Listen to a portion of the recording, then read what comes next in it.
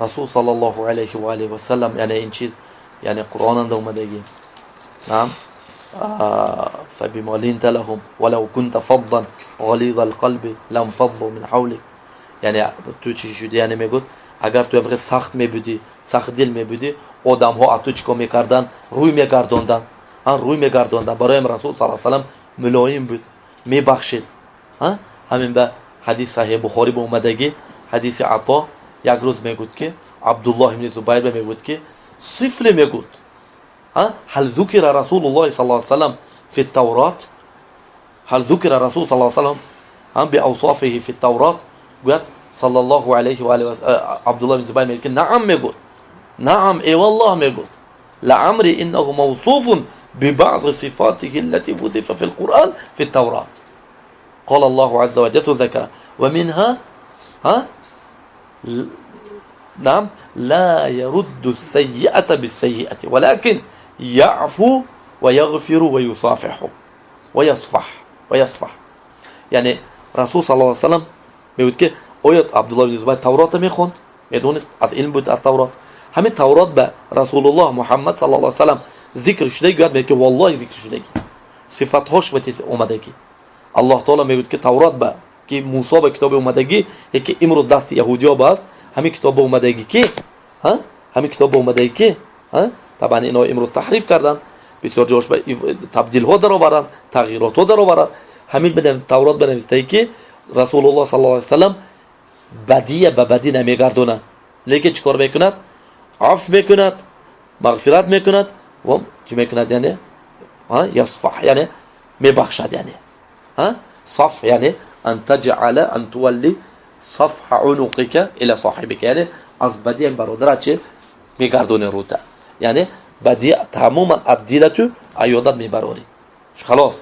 و مثلا بخشیدن گفته دلت نمیموند، به زبان که گفتی هم به دلت کتیبه بخشیدی.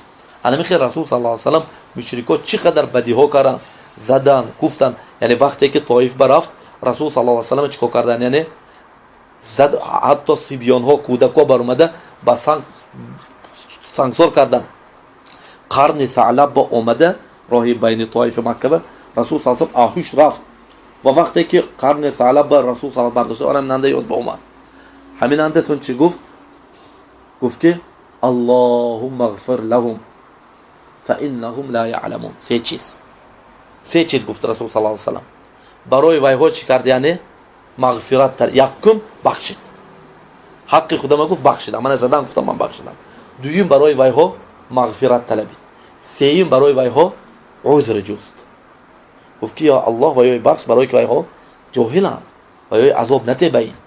نگرید الان خیلی مثلا انسان باید که شود چی قدری که شما با بدی کنن تو باید که نفس چیزت ایاد برای نفس خودت هیچ وقت انتقام نگیر. برای من رسول عایشه رضی الله عنها میگوید که ما کان رسول الله صلی الله علیه و سلم ينتقم لنفسه.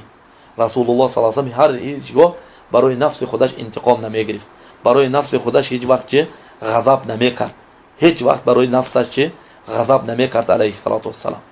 برای همین انسان الان خیلی باید شود هر توی مثلا دشنام تیان زنان کوبان برای نفست هیچ وقت چه انتقام نگیر، غمگین نشم، غضب نکن. نعم اگر کار دینی باشد، اگر دیدی که مثلا کار دینی مثلا یک حد الله تعالی ویران کرده است، یک مبتدع، یک کذاب مثلا دین الله تعالی به بازی کرده است، دروغ گفته است، دید الله تعالی به اضافه چیزهای زیاده در آورده است، همین حالتا چیکار کنی؟ یعنی غضب کن و رد کن و مثلا آدم ها به حالش بیان کرده.